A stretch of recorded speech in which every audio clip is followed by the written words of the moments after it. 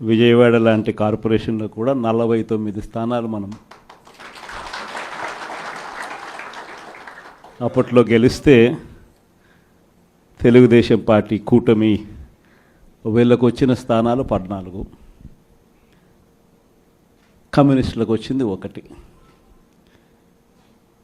ఈ 49 స్థానాలకు మనం గెలిస్తే 64 గాను వాళ్ళకు కేవలం 14 స్థానాలు ఉన్నప్పటికీ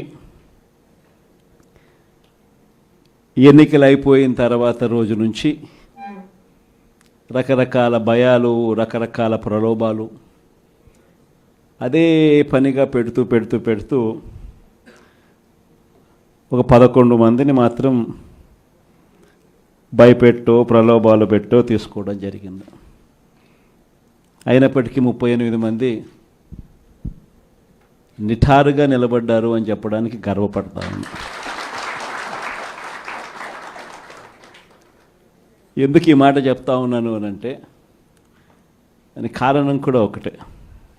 ఇన్ఫ్యాక్ట్ ఏ కార్పొరేషన్ చూసుకున్నా, ఏ మున్సిపాలిటీ చూసుకున్నా, రాష్ట్రంలో ఉన్న ఏ జెడ్పీటీసీ పరిధిలో ఉన్న ఏ మండలం తీసుకున్నా, అటు ఎంపీపీలైనా కానీ, అటు జెడ్పీటీసీలైనా కానీ, సర్పంచ్లైనా కూడా, ఏది తీసుకున్నా కూడా ఎన్నికలు అయిపోయిన తర్వాత 3 సంవత్సరాల తర్వాత లోకల్ బాడీ ఎన్నికలు జరిగితే అటువంటి ఎన్నికల్లో ఈ రకమైన రిజల్ట్స్తో రాష్ట్రమంతా క్లీన్ స్వీప్ చేసిన పరిస్థితి వైఎస్ఆర్సీపీ ప్రభుత్వం, మన ప్రభుత్వం.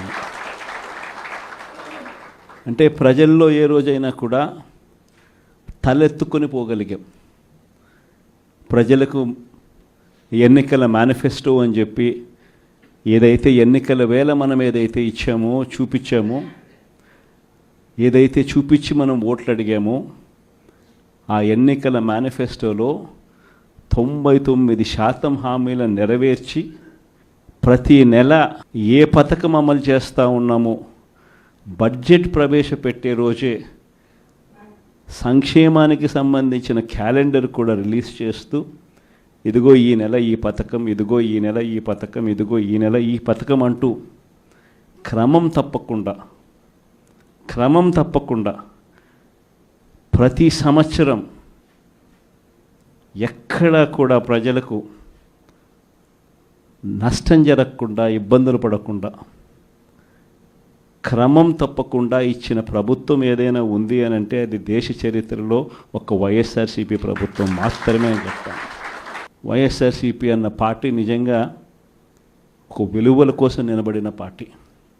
నా దగ్గర నుంచి మొదలెడితే ప్రతి కార్యకర్త కూడా, ప్రతి గ్రామ స్థాయిలో ఉన్న కార్యకర్త కూడా కాలర్ ఎగిరేసుకొని ఇది నా పార్టీ అని చెప్పి గర్వంగా చెప్పుకునే, వాళ్ళకి ఏదైతే మనం చెప్పామో అది చేసి చూపించిన తర్వాతనే మనం ఓట్లు అడిగి గెలిచాము. కాబట్టి ప్రజల దగ్గర ఏ రోజు మన విలువ తగ్గల. కానీ ఎన్నికలైన 9 నెలలు కూడా తిరక్క మునిపే ఈరోజు ఏ తెలుగుదేశం పార్టీ కార్యకర్త కూడా గడప గడప అంటూ ప్రజల ఇళ్లకు వెళ్ళే పరిస్థితి ఏ ఒక్కరికి కూడా లేదు, ఎమ్మెల్యే దగ్గర నుంచి కార్యకర్త దాకా. కారణం, ఏ గడపకు వెళ్ళినా కూడా వీళ్ళు ఎన్నికలకు ముందు ఇచ్చిన వీళ్ళ మేనిఫెస్టో సూపర్ 6లు, సూపర్ 7లు ప్రజలు వీళ్ళకి ఇలా చూపించి, ఆ ఇంట్లో నుంచి ఒక చిన్న పిల్లాడు బయటకు వస్తాడు, నా 15,000 ఏమైంది అని అడుగుతాడు. ఆ ఇంట్లో నుంచి 2 పిల్లలున్నా, 3 పిల్లలున్నా ప్రతి పిల్లాడు బయటకు వచ్చి ఆ తెలుగుదేశం పార్టీ ఇంటికి వచ్చిన తెలుగుదేశం పార్టీ నాయకుడిని, కార్యకర్తను ఆ పిల్లాడు కూడా ప్రశ్నిస్తాడు, నా 15,000 ఏమైంది అని. వీళ్ళింటికి పోయినప్పుడు ఆ పిల్లల తల్లులు ప్రశ్నిస్తారు, నా 18,000 ఏమైంది అని చెప్పి. 50 ఏళ్ళు నిండిన వాళ్ళు వచ్చి ప్రశ్నిస్తారు, నాకు 50 ఏళ్ళకే పెన్షన్ ఇస్తానన్నా నా 48,000 ఏమైంది అని చెప్పి. అదే ఇంట్లో 20 ఏళ్ళ పిల్లోడు, ఆ పిల్లాడు వచ్చి ప్రశ్నిస్తాడు, నాకు నెల 3,000 ఇస్తానన్నావు, 36,000 ఏమైంది, నా 36,000 ఏమైంది అని. అదే ఇంట్లో బహుశా విజయవాడలో కొంచెం రైతులు తక్కువేమో కానీ కొంచెం గ్రామీణ ప్రాంతాలకు పోతే రైతులు కూడా కండువా వేసుకొని వచ్చే ప్రతి రైతు కూడా నా 20,000 సంగతి ఏమైంది అని అడుగుతాడు. ఇలా ఏ ఇంటికి వెళ్ళినా కూడా తెలుగుదేశం పార్టీ నాయకులకు కానీ కార్యకర్తలకు కానీ ప్రజలకు సమాధానం చెప్పుకోలేని పరిస్థితుల్లో వాళ్ళు ఉన్నారు. ఎన్నికలప్పుడు ఏదైతే మాట చెప్పాడో ఆ రోజేమో మేము చెయ్యకపోతే మా కాలర్ పట్టుకోండి అని అన్నాడు. మరి ఈరోజు ప్రజలు కాలర్ పట్టుకుంటారేమో అని చెప్పి భయపడి రెడ్ బుక్ రాజ్యాంగం నడుపుతూ ఉన్నారు. ఈరోజు ఏమంటా ఉన్నారు, ఎన్నికలు అయిపోయిన 9 నెలల తర్వాత ఈరోజు ఏమంటా ఉన్నారు, సంపద సృష్టించడం ఎట్టనో నా చెవిలో చెప్తే నేను తెలుసుకుంటాను అంటున్నాను. ఇది వాస్తవాలు. ఇదే మాటలు ఎన్నికలకు ముందు నేను చెప్పా, చంద్రబాబు నాయుడు నమ్మడం అంటే చంద్రముఖిని నిద్ర లేపడమే అని. ఇదే మాటలు నేను ఎన్నికలప్పుడు చెప్పిన, చంద్రబాబు నాయుడు నమ్మడం అంటే పులి నోట్లో తలబెట్టడమే అని చెప్పి. ఇదే మాటలే నేను చెప్పా మేనిఫెస్టో ప్రజెంటేషన్ చేసేటప్పుడు. ఇక్కడ ఇలా నిల్చుని ఇలా మేనిఫెస్టోని ఇలా చూపించా. మన మేనిఫెస్టోని ఇలా చూపిస్తూ వాళ్ళు చెప్పిన మేనిఫెస్టో హామీలను కూడా ఇలానే చూపిస్తూ చెప్పా. ఇది సాధ్యమయ్యేటివి కాదయ్యా చంద్రబాబు నాయుడు చెప్పేటివి. రాష్ట్రానికి సంబంధించిన బడ్జెట్ ఇది, మనం చేస్తూ ఉన్న బటన్లు నొక్కే కార్యక్రమం ఇది, దీనికే ఇంత డబ్బు ఖర్చు అవుతుంది. మరి చంద్రబాబు నాయుడు ఏమో 1,72,000 కోట్లు సంవత్సరానికి అయ్యే ప్రతిపాదనలు ఆయన చెప్తా ఉన్నాడు. సూపర్ 6లు మోసము, సూపర్ 7లు మోసము అని చెప్పి చెబుతూ మనమేం చేయగలుగుతాము అన్నది కూడా ప్రజలకు అర్థమయ్యేట్టుగా కూడా మేనిఫెస్టో సందర్భంగా కూడా చెప్పడం జరిగింది. ఈ రోజుకి కూడా నేను చెప్తా ఉన్నా, ఓడిపోయాం పర్వాలా, ప్రతిపక్షంలో కూర్చొని ఉండం అది పర్వాలా, మళ్ళీ రీలు వెనక్కి తిరిగి మళ్ళీ అదే రోజుకు మళ్ళీ తిరిగి వెళ్ళి కనీసం ఇలా జరుగుతుందని తెలుసు కదా ఇప్పుడు ఎలా చెప్తావు అని చెప్తే మళ్ళీ ఆ రోజు వచ్చినప్పుడు ఇదే విధంగానే మళ్ళీ చెప్తా. ఎందుకనంటే రాజకీయాలలో విలువలు, విశ్వసనీయత అన్న పదానికి అర్థం అది. ఎన్నికలు ఎప్పుడొచ్చినా కూడా అదే విలువలు, అదే విశ్వసనీయత అన్న ఒకే ఒక్క పదం మీద మళ్ళీ వైఎస్ఆర్సీపీ మళ్ళీ అఖండ మెజారిటీతో మళ్ళీ గవర్నమెంట్. కానీ ఈసారి ఫామ్ చేసినప్పుడు మాత్రం ప్రజలకు చంద్రబాబు నాయుడు నైజం పూర్తిగా అర్థమైపోతుంది. కాబట్టి మనల్ని మళ్ళీ 30 ఏళ్ళు అక్కడే కూర్చోబెట్టే విధంగా కూడా ప్రజలు ఖచ్చితంగా అడుగులు వేస్తారన్న నమ్మకం నాకుంది. ఎందుకంటే ఈరోజు ఒకవైపున ఇచ్చిన హామీలన్నీ కూడా పక్కకి వెళ్ళిపోవడం అన్నది ఒక ఆస్పెక్ట్ అయితే, రెండో ఆస్పెక్ట్ ఏమిటి అనంటే ప్రతి పథకము కూడా ట్రాన్స్పరెంట్గా, పారదర్శకంగా ప్రతి ఇంటికి చేర్చే పరిస్థితి నుంచి ఈరోజు అన్ని కొలాప్స్. కేవలం 9 నెలలు. ఒకవైపున వ్యవస్థలన్నీ కొలాప్స్, మరోవైపున ఏది చూసినా స్కామే. ఏ గ్రామంలో చూసినా బెల్ట్ షాపులు. ఎమ్మెల్యే దగ్గరుండి ఆక్షన్ పాడిస్తూ ఉన్నాడు. 2 లక్షల 3 లక్షల నీ ఇష్టం. ఆ 2 లక్షలు కట్టడానికి పోలీసులు సపోర్ట్ చేస్తారు, దగ్గరుండి మద్యం అమ్మేట్టుగా. ఎంఆర్పి రేటుకు వాళ్ళు కొనుక్కుంటారు, ఎంఆర్పి రేటు ప్లస్ వీళ్ళ ప్రాఫిట్ వేసుకొని వాళ్ళు అమ్ముతారు. ఏ గ్రామంలో చూసినా కూడా, ఏ బంకులో కూడా ఈరోజు మద్యమే కనిపిస్తూ ఉంది. మొట్టమొదటిసారిగా గవర్నమెంట్ నడుపుతా ఉన్న మద్యం షాపులను తీసేసి ప్రైవేట్ వాళ్ళని తీసుకొచ్చేసినారు. ఇసుక ఎక్కడ పడితే అక్కడ డబల్ ద రేటుకి అమ్ముతూ ఉన్నారు. ప్రతి నియోజకవర్గంలోని పేకాట క్లబ్బులు ఎక్కడ పడితే అక్కడ కనిపిస్తూ ఉన్నాయి. ప్రతి నియోజకవర్గంలో ఏ పని జరగాలన్నా కూడా, ఫ్యాక్టరీ నడపాలన్నా, ఆ నియోజకవర్గంలో మైన్ ఒకవేళ చేస్తూ ఉంటే చేసుకోవాలన్నా, ఏదైనా కూడా నాకింత నీకింత అని ఎమ్మెల్యే దగ్గర నుంచి మొదలైతే చంద్రబాబు నాయుడు దాకా పంచుకోవాలి. ఇవన్నీ కూడా ఏ స్థాయిలో జరుగుతూ ఉన్నాయనంటే నిజంగా ఈరోజు వైఎస్ఆర్సీపీ పార్టీ కానీ వైఎస్ఆర్సీపీ ఎమ్మెల్యేలు కానీ ఈరోజు నిజంగా చాలా మంచోళ్ళ కింద కనిపిస్తూ ఉన్నారు ప్రజలకు. ఆ స్థాయిలో కేవలం 9 నెలల కాలంలోనే ఇంత దారుణంగా పడిపోయినాయి. ఇవన్నీ కూడా ఎందుకు నేను చెప్తా ఉన్నాను అని అంటే ఈరోజు కష్టాలు అనేటివి వస్తాయి. ప్రతిపక్షంలో ఉన్నప్పుడు, రాజకీయాలలో మరీ ముఖ్యంగా ఉన్నప్పుడు ప్రతి ఒక్కరూ కూడా ఒక్కటే గుర్తుపెట్టుకోవాలి, కష్టం రానిదే సుఖం రాదు.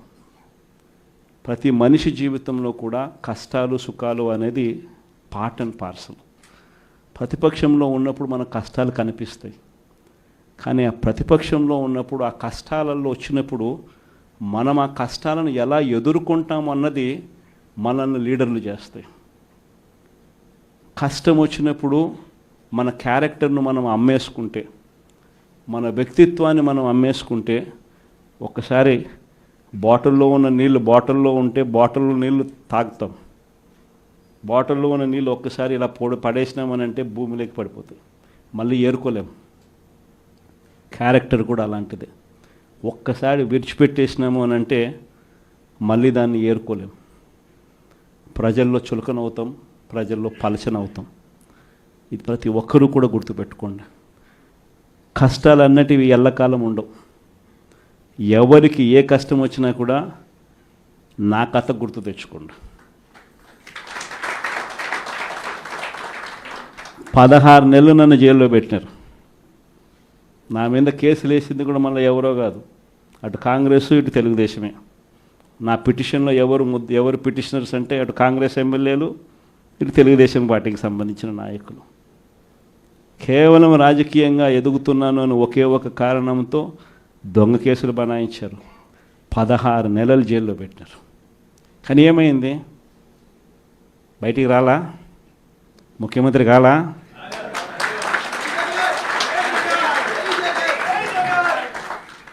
ప్రతి ఒక్కరు ఇది గుర్తుపెట్టుకోండి. ఎవరికైనా ఇంతే. మహా చేస్తే వీళ్ళు ఏం చేయగలుగుతారు? దొంగ కేసులు పెడతారు, కాదండంలా బెదిరిస్తారు, కాదండంలా మహా అయితే 3 నెలలు లోపల వేస్తారు, అది కాదండంలా. కానీ ఏం చేస్తారు? 3 నెలల తర్వాత మళ్ళా వస్తాం, రెట్టించిన ఉత్సాహంతో మళ్ళా పనిచేస్తాం.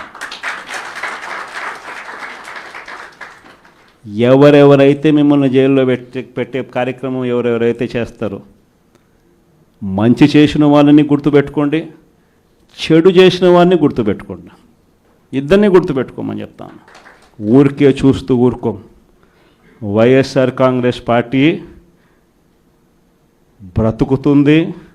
వైఎస్ఆర్ కాంగ్రెస్ పార్టీ ఈ రాష్ట్రాన్ని ఏలుతుంది అని కూడా సందర్భంగా చెప్తాను. మరో 30 సంవత్సరాలు ఏళ్తామని కూడా ఈ సందర్భంగా కూడా మరి గట్టిగా కూడా చెప్తాను. కాబట్టి ఎవ్వరూ కూడా వైఎస్ఆర్ కాంగ్రెస్ పార్టీకి సంబంధించిన ఏ కార్యకర్త వెంటికి కూడా పీకలేడు అని చెప్పి కూడా ఈ సందర్భంగా చెప్తాను. ఇది ప్రతి ఒక్కరూ గుర్తుపెట్టుకోండి, ఒక్కటే గుర్తుపెట్టుకోండి. ఈసారి జగనన్న 2.0 కొంచెం వేరుగా కూడా ఉంటుంది. ఈసారి జగనన్న 2.0 కార్యకర్త కోసం ఎలా పనిచేస్తుందో కూడా చూపిస్తుంది. ఇది మాత్రం నేను ఖచ్చితంగా చెప్తా ఉన్నా. ఎందుకనంటే జగనన్న 1.0లో బహుశా కార్యకర్తలకు నేను అంత గొప్పగా బహుశా చేయలేకపోయి ఉండొచ్చేమో. ప్రతి పథకము ప్రతి విషయంలోనూ కూడా మొట్టమొదటిగా ప్రజలే గుర్తుకొచ్చారు. ప్రజలకు మంచి చేయడం కోసమే నా టైం కేటాయించా, నా తాపత్రయపడ్డా, ప్రతి విషయంలోనూ దానికోసమే అడుగులు వేశా. కానీ జగనన్న 2.0కి వచ్చేసరికి మాత్రం చంద్రబాబు నాయుడు కార్యకర్తలకు పెడతా ఉన్న ఇబ్బందులు చూసా, కార్యకర్తలు పడతా ఉన్న అవస్థలు చూసా, కార్యకర్తలు పడతా ఉన్న బాధను గమనించా. వీళ్ళ కోసం గట్టిగా మీ జగనన్న ఉంటాడని సందర్భంగా గట్టిగా చెప్తాను. విజయవాడ లాంటి కార్పొరేషన్లో కూడా 49 స్థానాలు మనం అప్పట్లో గెలిస్తే తెలుగుదేశం పార్టీ కూటమి వీళ్ళకు వచ్చిన స్థానాలు 14, కమ్యూనిస్టులకు వచ్చింది 1. ఈ 49 స్థానాలకు మనం గెలిస్తే 64 గాను వాళ్ళకు కేవలం 14 స్థానాలు ఉన్నప్పటికీ ఎన్నికలు అయిపోయిన తర్వాత రోజు నుంచి రకరకాల భయాలు, రకరకాల ప్రలోభాలు అదే పనిగా పెడుతూ ఒక 11 మందిని మాత్రం భయపెట్టో ప్రలోభాలు పెట్టో తీసుకోవడం జరిగింది. అయినప్పటికీ 38 మంది నిఠారుగా నిలబడ్డారు అని చెప్పడానికి గర్వపడతాను. ఎందుకు ఈ మాట చెప్తా ఉన్నాను అని అంటే దానికి కారణం కూడా ఒకటే.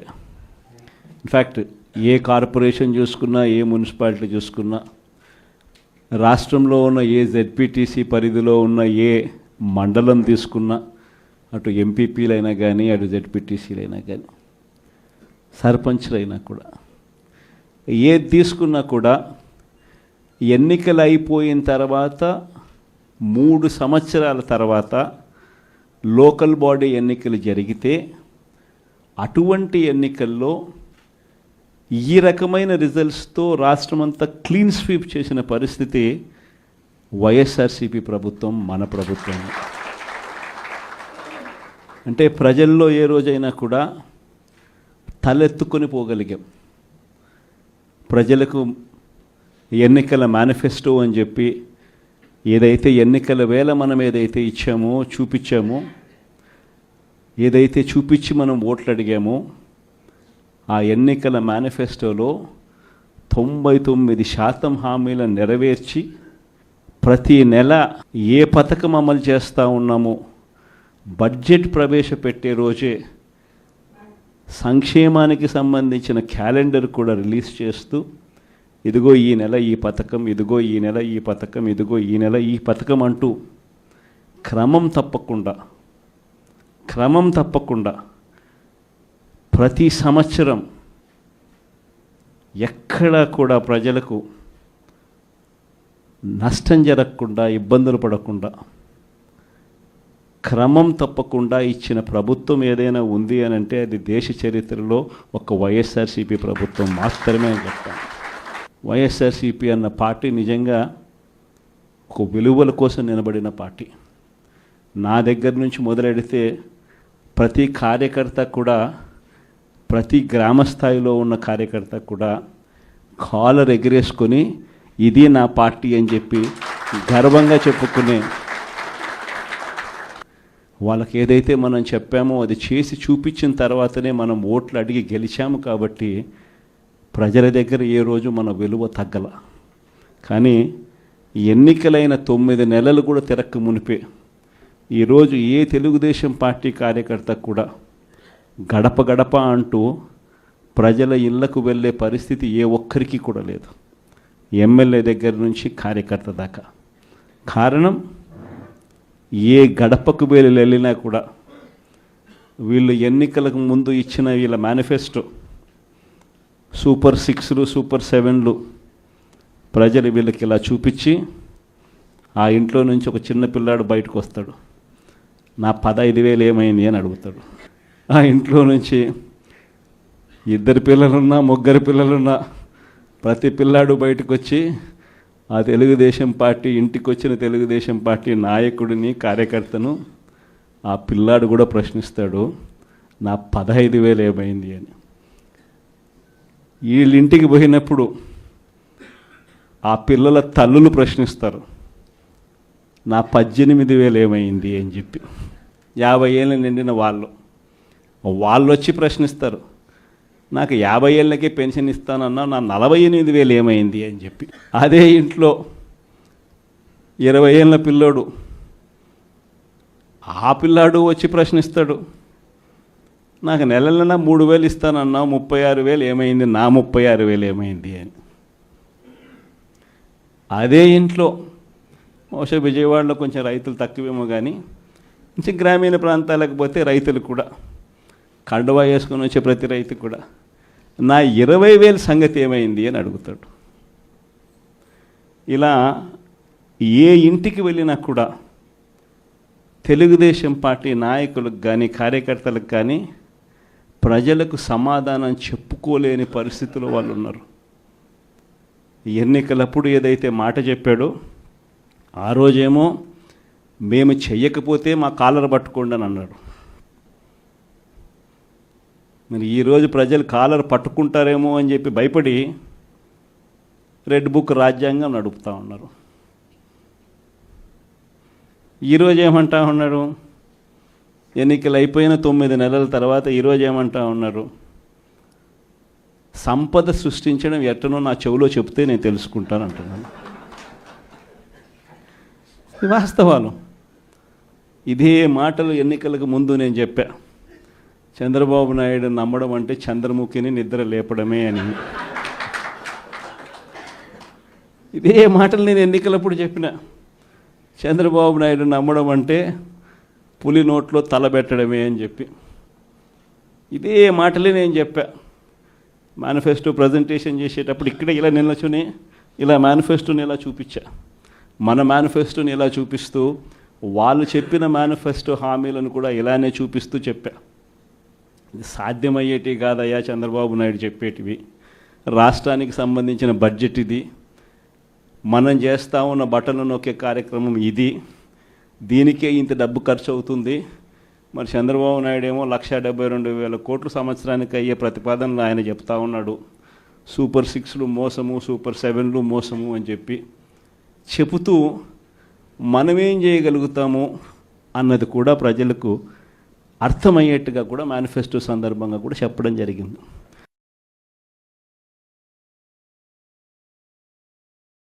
ఇలా జరుగుతుందని తెలుసు కదా, ఇప్పుడు ఎలా చెప్తావు అని చెప్తే మళ్ళీ ఆ రోజు వచ్చినప్పుడు ఇదే విధంగానే మళ్ళీ చెప్తా. ఎందుకనంటే రాజకీయాలలో విలువలు, విశ్వసనీయత అన్న పదానికి అర్థం అదే. ఎన్నికలు ఎప్పుడొచ్చినా కూడా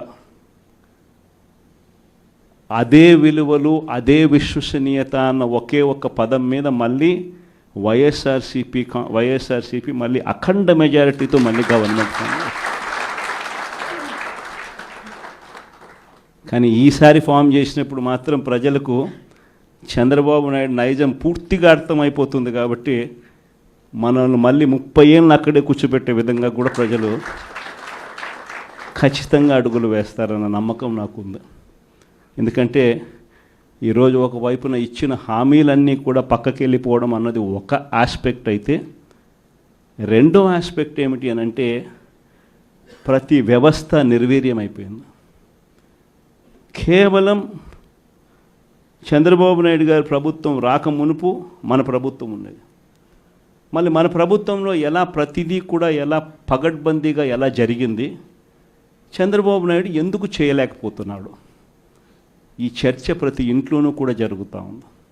ప్రతి పథకము కూడా ట్రాన్స్పరెంట్గా, పారదర్శకంగా ప్రతి ఇంటికి చేర్చే పరిస్థితి నుంచి ఈరోజు అన్ని కొలాప్స్. కేవలం 9 నెలలు. ఒకవైపున వ్యవస్థలన్నీ కొలాప్స్, మరోవైపున ఏది చూసినా స్కామే. ఏ గ్రామంలో చూసినా బెల్ట్ షాపులు. ఎమ్మెల్యే దగ్గరుండి ఆక్షన్ పాడిస్తూ ఉన్నాడు. 2 లక్షల 3 లక్షల నీ ఇష్టం. ఆ 2 లక్షలు కట్టడానికి పోలీసులు సపోర్ట్ చేస్తారు, దగ్గరుండి మద్యం అమ్మేట్టుగా.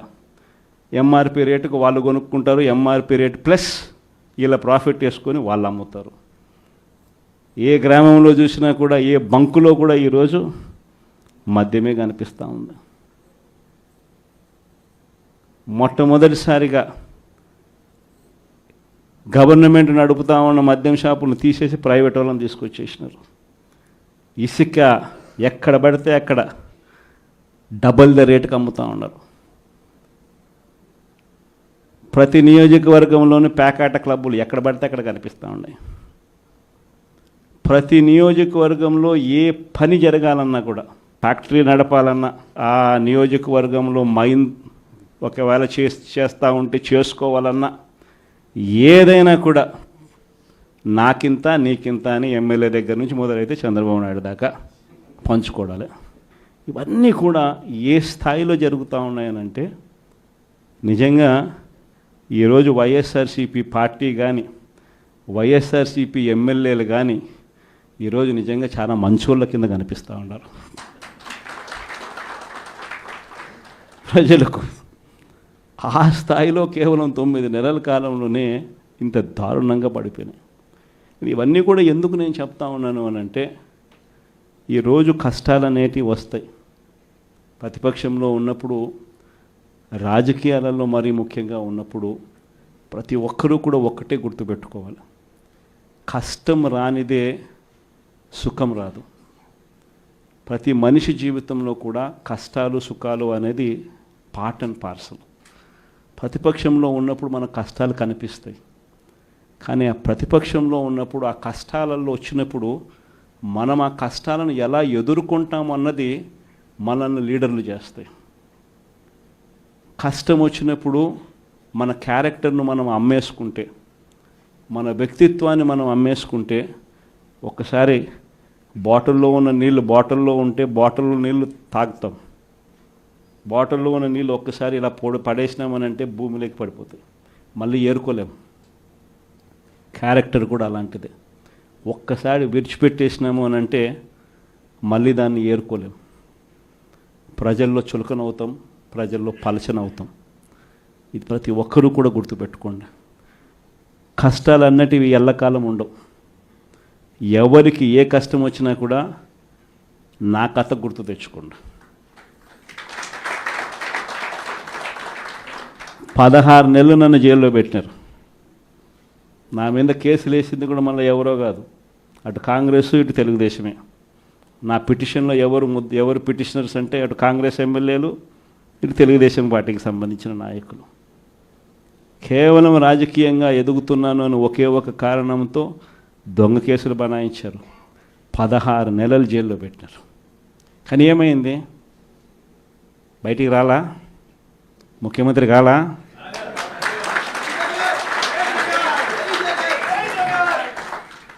ప్రతి ఒక్కరు ఇది గుర్తుపెట్టుకోండి. ఎవరికైనా ఇంతే.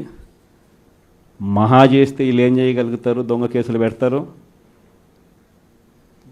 కాదండంలా బెదిరిస్తారు, కాదండంలా మహా అయితే 3 నెలలు లోపల వేస్తారు, అది కాదండంలా. కానీ ఏం చేస్తారు? 3 నెలల తర్వాత మళ్ళా వస్తాం, రెట్టించిన ఉత్సాహంతో మళ్ళా పనిచేస్తాం. ఎవరెవరైతే మిమ్మల్ని జైల్లో పెట్టే కార్యక్రమం ఎవరెవరైతే చేస్తారో, మంచి చేసిన వాళ్ళని గుర్తుపెట్టుకోండి, చెడు చేసిన వాడిని గుర్తుపెట్టుకోండి. ఇద్దరిని గుర్తుపెట్టుకోమని చెప్తాను. ఊరికే చూస్తూ ఊరుకోం. వైఎస్ఆర్ కాంగ్రెస్ పార్టీ బ్రతుకుతుంది. వైఎస్ఆర్ కాంగ్రెస్ పార్టీ ఈ రాష్ట్రాన్ని ఏలుతుంది అని కూడా ఈ సందర్భంగా చెప్తాను. మరో 30 సంవత్సరాలు ఏళ్తామని కూడా ఈ సందర్భంగా కూడా మరి గట్టిగా కూడా చెప్తాను. కాబట్టి ఎవ్వరూ కూడా వైఎస్ఆర్ కాంగ్రెస్ పార్టీకి సంబంధించిన ఏ కార్యకర్త వెంటికి కూడా పీకలేడు అని చెప్పి కూడా ఈ సందర్భంగా చెప్తాను. ఇది ప్రతి ఒక్కరూ గుర్తుపెట్టుకోండి, ఒక్కటే గుర్తుపెట్టుకోండి. ఈసారి జగనన్న 2.0 కొంచెం వేరుగా కూడా ఉంటుంది. ఈసారి జగనన్న 2.0 కార్యకర్త కోసం ఎలా పనిచేస్తుందో కూడా చూపిస్తుంది. ఇది మాత్రం నేను ఖచ్చితంగా చెప్తా ఉన్నా. ఎందుకనంటే జగనన్న 1.0లో బహుశా కార్యకర్తలకు నేను అంత గొప్పగా బహుశా చేయలేకపోయి ఉండొచ్చేమో. ప్రతి పథకము ప్రతి విషయంలోనూ కూడా మొట్టమొదటిగా ప్రజలే గుర్తుకొచ్చారు. ప్రజలకు మంచి చేయడం కోసమే నా టైం కేటాయించా, నా తాపత్రయపడ్డా, ప్రతి విషయంలోనూ దానికోసమే అడుగులు వేశా. కానీ జగనన్న 2.0కి వచ్చేసరికి మాత్రం చంద్రబాబు నాయుడు కార్యకర్తలకు పెడతా ఉన్న ఇబ్బందులు చూసా, కార్యకర్తలు పడతా ఉన్న అవస్థలు చూసా, కార్యకర్తలు పడతా ఉన్న బాధను గమనించా. వీళ్ళ కోసం గట్టిగా మీ జగనన్న ఉంటాడని సందర్భంగా గట్టిగా చెప్తాను. విజయవాడ లాంటి కార్పొరేషన్లో కూడా 49 స్థానాలు మనం అప్పట్లో గెలిస్తే తెలుగుదేశం పార్టీ కూటమి వీళ్ళకు వచ్చిన స్థానాలు 14, కమ్యూనిస్టులకు వచ్చింది 1. ఈ 49 స్థానాలకు మనం గెలిస్తే 64కు గాను వాళ్ళకు కేవలం 14 స్థానాలు ఉన్నప్పటికీ ఎన్నికలు అయిపోయిన తర్వాత రోజు నుంచి రకరకాల భయాలు, రకరకాల ప్రలోభాలు అదే పనిగా పెడుతూ ఒక 11 మందిని మాత్రం భయపెట్టో ప్రలోభాలు పెట్టో తీసుకోవడం జరిగింది. అయినప్పటికీ 38 మంది నిఠారుగా నిలబడ్డారు అని చెప్పడానికి గర్వపడతాను. ఎందుకు ఈ మాట చెప్తా ఉన్నాను అని అంటే దానికి కారణం కూడా ఒకటే. ఇన్ఫ్యాక్ట్ ఏ కార్పొరేషన్ చూసుకున్నా, ఏ మున్సిపాలిటీ చూసుకున్నా, రాష్ట్రంలో ఉన్న ఏ జెడ్పీటీసీ పరిధిలో ఉన్న ఏ మండలం తీసుకున్నా, అటు ఎంపీపీలైనా కానీ, అటు జెడ్పీటీసీలైనా కానీ, సర్పంచ్లైనా కూడా, ఏది తీసుకున్నా కూడా ఎన్నికలు అయిపోయిన తర్వాత 3 సంవత్సరాల తర్వాత లోకల్ బాడీ ఎన్నికలు జరిగితే అటువంటి ఎన్నికల్లో ఈ రకమైన రిజల్ట్స్తో రాష్ట్రమంతా క్లీన్ స్వీప్ చేసిన పరిస్థితి వైఎస్ఆర్సీపీ ప్రభుత్వం, మన ప్రభుత్వం. అంటే ప్రజల్లో ఏ రోజైనా కూడా తలెత్తుకొని పోగలిగాం. ప్రజలకు ఎన్నికల మేనిఫెస్టో అని చెప్పి ఏదైతే ఎన్నికల వేళ మనం ఏదైతే ఇచ్చామో, చూపించామో, ఏదైతే చూపించి మనం ఓట్లు అడిగామో, ఆ ఎన్నికల మేనిఫెస్టోలో 99% హామీలను నెరవేర్చి ప్రతి నెల ఏ పథకం అమలు చేస్తూ ఉన్నామో బడ్జెట్ ప్రవేశపెట్టే రోజే సంక్షేమానికి సంబంధించిన క్యాలెండర్ కూడా రిలీజ్ చేస్తూ, ఇదిగో ఈ నెల ఈ పథకం, ఇదిగో ఈ నెల ఈ పథకం, ఇదిగో ఈ నెల ఈ పథకం అంటూ క్రమం తప్పకుండా ప్రతి సంవత్సరం ఎక్కడా కూడా ప్రజలకు నష్టం జరగకుండా, ఇబ్బందులు పడకుండా, క్రమం తప్పకుండా ఇచ్చిన ప్రభుత్వం ఏదైనా ఉంది అని అంటే అది దేశ చరిత్రలో ఒక వైఎస్ఆర్సీపీ ప్రభుత్వం మాత్రమే అని చెప్తాను. వైఎస్ఆర్సీపీ అన్న పార్టీ నిజంగా ఒక విలువల కోసం నిలబడిన పార్టీ. నా దగ్గర నుంచి మొదలెడితే ప్రతి కార్యకర్త కూడా, ప్రతి గ్రామ స్థాయిలో ఉన్న కార్యకర్త కూడా కాలర్ ఎగిరేసుకొని ఇది నా పార్టీ అని చెప్పి గర్వంగా చెప్పుకునే, వాళ్ళకి ఏదైతే మనం చెప్పామో అది చేసి చూపించిన తర్వాతనే మనం ఓట్లు అడిగి గెలిచాము. కాబట్టి ప్రజల దగ్గర ఏ రోజు మన విలువ తగ్గల.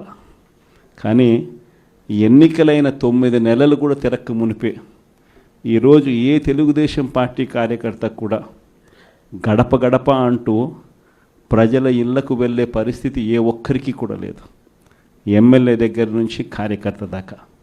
కారణం, ఏ గడపకు వెళ్ళినా కూడా వీళ్ళు ఎన్నికలకు ముందు ఇచ్చిన వీళ్ళ మేనిఫెస్టో సూపర్ 6లు, సూపర్ 7లు ప్రజలు వీళ్ళకి ఇలా చూపించి, ఆ ఇంట్లో నుంచి ఒక చిన్న పిల్లాడు బయటకు వస్తాడు, నా 15,000 ఏమైంది అని అడుగుతాడు. ఆ ఇంట్లో నుంచి 2 పిల్లలున్నా, 3 పిల్లలున్నా ప్రతి పిల్లాడు బయటకు వచ్చి ఆ తెలుగుదేశం పార్టీ ఇంటికి వచ్చిన తెలుగుదేశం పార్టీ నాయకుడిని, కార్యకర్తను ఆ పిల్లాడు కూడా ప్రశ్నిస్తాడు, నా 15,000 ఏమైంది అని. వీళ్ళింటికి పోయినప్పుడు ఆ పిల్లల తల్లులు ప్రశ్నిస్తారు, నా 18,000 ఏమైంది అని చెప్పి. 50 ఏళ్ళు నిండిన వాళ్ళు వచ్చి ప్రశ్నిస్తారు, నాకు 50 ఏళ్ళకే పెన్షన్ ఇస్తానన్నా, నా 48,000 ఏమైంది అని చెప్పి. అదే ఇంట్లో 20 ఏళ్ళ పిల్లోడు, ఆ పిల్లాడు వచ్చి ప్రశ్నిస్తాడు, నాకు నెలలన్నా 3,000 ఇస్తానన్నా, 36,000 ఏమైంది, నా 36,000 ఏమైంది అని. అదే ఇంట్లో బహుశా విజయవాడలో కొంచెం రైతులు తక్కువేమో కానీ కొంచెం గ్రామీణ ప్రాంతాలకు పోతే రైతులు కూడా కండువా వేసుకొని వచ్చే ప్రతి రైతు కూడా నా 20,000 సంగతి ఏమైంది అని అడుగుతాడు. ఇలా ఏ ఇంటికి వెళ్ళినా కూడా తెలుగుదేశం పార్టీ నాయకులకు కానీ కార్యకర్తలకు కానీ ప్రజలకు సమాధానం చెప్పుకోలేని పరిస్థితుల్లో వాళ్ళు ఉన్నారు. ఎన్నికలప్పుడు ఏదైతే మాట చెప్పాడో ఆ రోజేమో మేము చెయ్యకపోతే మా కాలర్ పట్టుకోండి అని అన్నాడు. మరి ఈరోజు ప్రజలు కాలర్ పట్టుకుంటారేమో అని చెప్పి భయపడి రెడ్ బుక్ రాజ్యాంగం నడుపుతూ ఉన్నారు. ఈరోజు ఏమంటా ఉన్నారు? ఎన్నికలు అయిపోయిన 9 నెలల తర్వాత ఈరోజు ఏమంటా ఉన్నారు? సంపద సృష్టించడం ఎట్టనో నా చెవిలో చెప్తే నేను తెలుసుకుంటాను అంటున్నాను. ఇది వాస్తవాలు. ఇదే మాటలు ఎన్నికలకు ముందు నేను చెప్పా. చంద్రబాబు నాయుడు నమ్మడం అంటే చంద్రముఖిని నిద్ర లేపడమే అని. ఇదే మాటలు నేను ఎన్నికలప్పుడు చెప్పిన. చంద్రబాబు నాయుడు నమ్మడం అంటే పులి నోట్లో తలబెట్టడమే అని చెప్పి ఇదే మాటలే నేను చెప్పా. మేనిఫెస్టో ప్రజెంటేషన్ చేసేటప్పుడు ఇక్కడ ఇలా నిల్చుని ఇలా మేనిఫెస్టోని ఇలా చూపించా. మన మేనిఫెస్టోని ఇలా చూపిస్తూ వాళ్ళు చెప్పిన మేనిఫెస్టో హామీలను కూడా ఇలానే చూపిస్తూ చెప్పా. ఇది సాధ్యమయ్యేటివి కాదయ్యా చంద్రబాబు నాయుడు చెప్పేటివి. రాష్ట్రానికి సంబంధించిన బడ్జెట్ ఇది, మనం చేస్తూ ఉన్న బటన్లు నొక్కే కార్యక్రమం ఇది, దీనికే ఇంత డబ్బు ఖర్చు అవుతుంది. మరి చంద్రబాబు నాయుడు ఏమో 1,72,000 కోట్లు సంవత్సరానికి అయ్యే ప్రతిపాదనలు ఆయన చెప్తా ఉన్నాడు. సూపర్ 6లు మోసము, సూపర్ 7లు మోసము అని చెప్పి చెబుతూ మనమేం చేయగలుగుతాము అన్నది కూడా ప్రజలకు అర్థమయ్యేట్టుగా కూడా మేనిఫెస్టో సందర్భంగా కూడా చెప్పడం జరిగింది.